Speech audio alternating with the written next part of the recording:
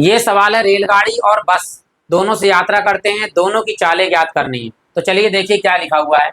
यहाँ लिखा हुआ है कि 300 किलोमीटर दूरी की यात्रा करने में, यानी मान लीजिए ए से कोई व्यक्ति बी जा रहा है और इन दोनों के बीच की दूरी कितनी है, वो है 300 किलोमीटर। ठीक,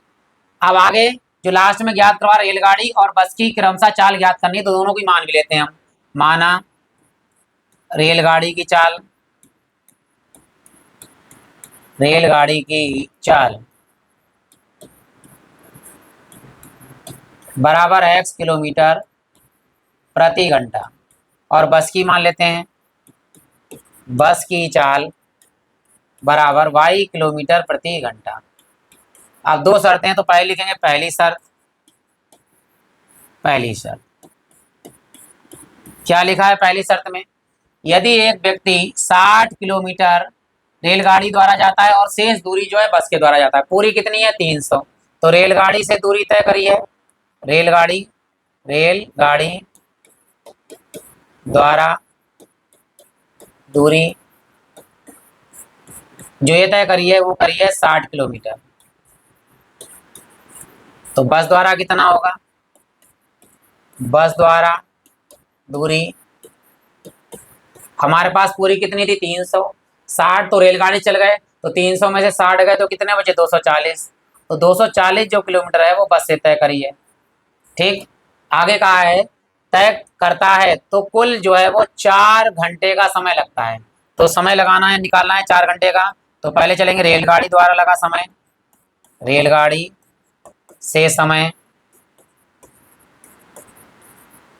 प्लस बस से समय, बस से समय और बराबर में है कुल समय। कुल समय जो 4 घंटा लगा है वो समय है, कुल समय। अब देखिएगा समय बराबर फार्मूला क्या होता है, समय का सूत्र होता है दूरी बटे चाल, दूरी बटे चाल प्लस इस बस का भी समय लगेगा तो दूरी बटे चाल बराबर कुल समय लगा है हमारे पास कितना 4 घंटा, 4 घंटा। लेकिन इधर दूरी लगेगी रेलगाड़ी की, इधर दूरी लगेगी बस की, तो रेलगाड़ी से कितनी दूरी तय करिए 60 और रेलगाड़ी की चाल कितनी है x प्लस दूरी बस की कितनी है 240 और चाल कितनी है बस की y बराबर कितना है 4। क्या 4 आकर कॉमन ले सकते हैं, 4 कॉमन आ सकता है, कट सकता है, तो हम काट भी सकते हैं और नहीं तो ऐसे छोड़ दीजिए, बाकी जैसा भी होगा वो करेंगे हम। तो ये समीकरण नंबर आपकी हो गई है। अब आ रही है दूसरी शर्त। दूसरी शर्त क्या है देखिए, दूसरी शर्त पढ़ते हैं और फिर यहाँ पर पूरी लिख देते हैं। क्या लिखा है देखिए कि यदि वह 100 किलोमीटर रेलगाड़ी से, जो रेलगाड़ी से दूरी चली है नई रेलगाड़ी दूरी, रेलगाड़ी से दूरी कितनी 100 किलोमीटर, आगे कह रहा है और शेष दूरी बस से चलता है, तो नई बस से दूरी तो टोटल है 300, 100 तो रेलगाड़ी चलेगा, कितनी चलनी है उसे 200, 200 चलेगा वो बस से, ये बस से हो गई। अब वही काम क्या कहा है 10 मिनट जो है अधिक लगते हैं, यानी पहले कितने लगे थे 4 घंटा, अब 10 मिनट अधिक लगते हैं, तो 4 घंटा प्लस 10 मिनट, तो क्या होगा, ठीक है रेलगाड़ी से समय प्लस बस से समय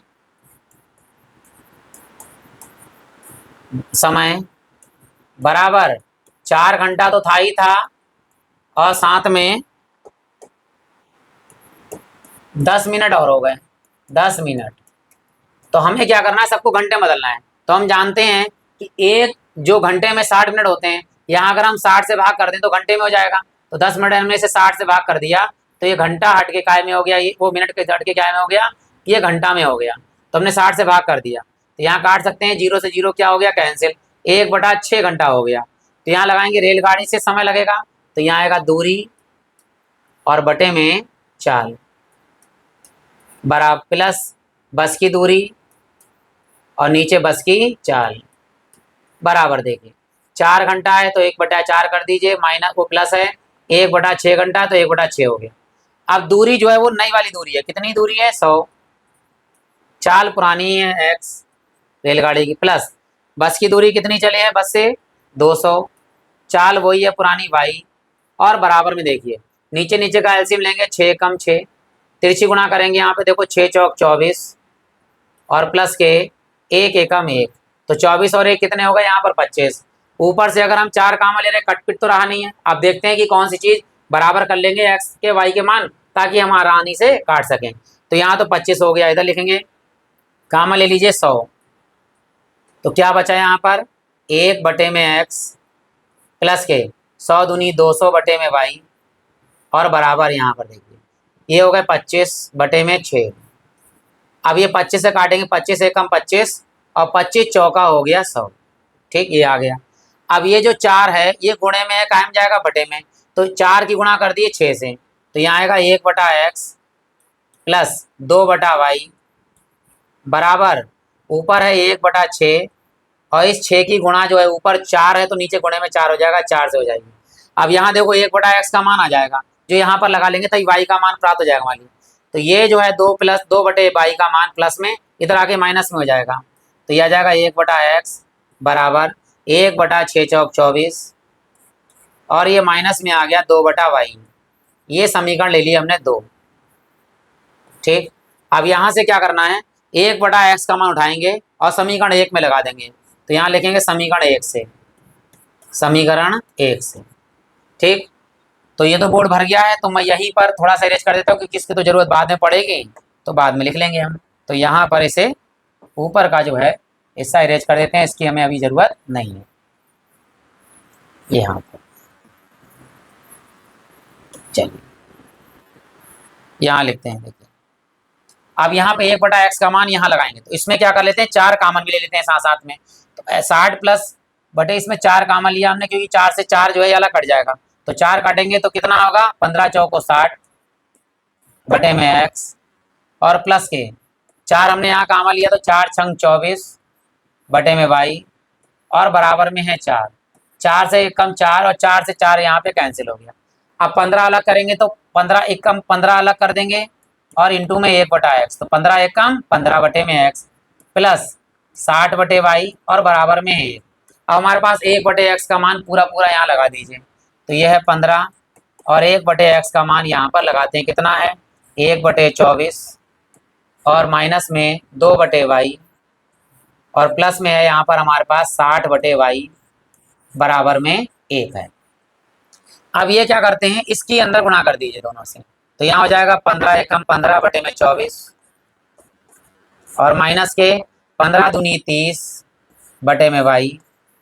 और प्लस में 60/y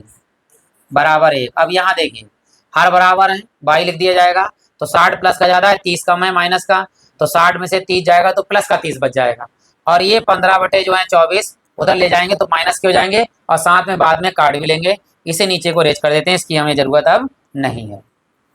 ठीक यहाँ लिख देते हैं।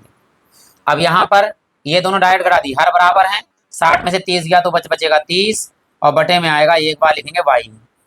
बराबर में यहाँ पर है 1 और माइनस 15 ऊपर और 24 नीचे, तो यहाँ काट भी लेते हैं 3 अट्ठे 24 और 3 पंजे 15, यानी कितना बचा ऊपर 5 और नीचे कितना बचा 8, ठीक। जिसके नीचे कुछ नहीं उसके नीचे 1, 30/22 बराबर यहाँ नीचे नीचे गुणा होगी 8 एकम 8, तिरछी गुणा 8 एकम 8 और माइनस के 5 एकम 5। अब 8 में से 5 जाएगा तो कितना बचेगा यहाँ पर हमारे पास, तो बचेगा 3, तो यहाँ 30/y और बराबर में 3/8, तो 3 एकम 3 और 3 धाम 30, तो क्या करना है तिरछी गुणा कर दीजिए, तो y एकम y बराबर 10 अट्ठे 80, तो y का मान तो कितना आ गया हमारे पास 80। अब ये मान उठाना है y का मान, समीकरण 2 में लगा दीजिए, तो समीकरण 2 से क्या है, 2 से 1/x बराबर 1/24 और माइनस के 2/22, y का मान कितना है 80, यहाँ लगा दिया, 2 से काट दीजिए, 2 एकम 2 और 2 चौक 8, 40 हो गए, 1/x बराबर इन दोनों में एलसीएम ले लेते हैं कि कितना एलसीएम आता है 40 का और 24 का, तो यहाँ एलसीएम ले लेते हैं, देखो 24 और 40 का, तो पहले यहाँ पे काट लेंगे 2 से, 2 एकम 2, 2 दूनी 4 और 2 दूनी 4, 2 से फिर काटेंगे 2 छंग 12, 2 एकम 2 0, फिर 2 से काटेंगे 2 तियाँ 6 और 5, तो 5 तियाँ 15 दूनी 30 दूनी 60 दूनी 120, तो यहाँ एलसीएम आ गया हमारे पास 120। अब गुणे में यहाँ करेंगे 24, एक तो लिखेंगे 24 का पारा पड़ेगा 120 आ जाए, 24 पंजे 120 और माइनस के ऊपर एक है 1 और 40 का पारा पड़े 120 आ जाए, 40 तियाँ 120, तो यहाँ आ गया 1/x बराबर, देखिए ध्यान से देखिए यहीं पे कर लेंगे 5 एकम 5 3 एकम 3, 5 में से 3 गया तो कितना बचेगा 2, डायरेक्ट करिए यहाँ पर और बटे में 120, तो 2 एकम 2 और 2 से काट लेंगे 60, तिरछी गुणा करेंगे तो x का मान आएगा 1 और y का मान यहाँ पे 60 एकम 60, तो x का मान कितना आ गया 60। तो जो रेलगाड़ी की चाल है वो है 60 किलोमीटर प्रति घंटा और जो बस की चाल है वो है 80 किलोमीटर प्रति घंटा। तो यहाँ नीचे लिख देना आप लोग कि रेलगाड़ी की चाल बराबर 60 किलोमीटर प्रति घंटा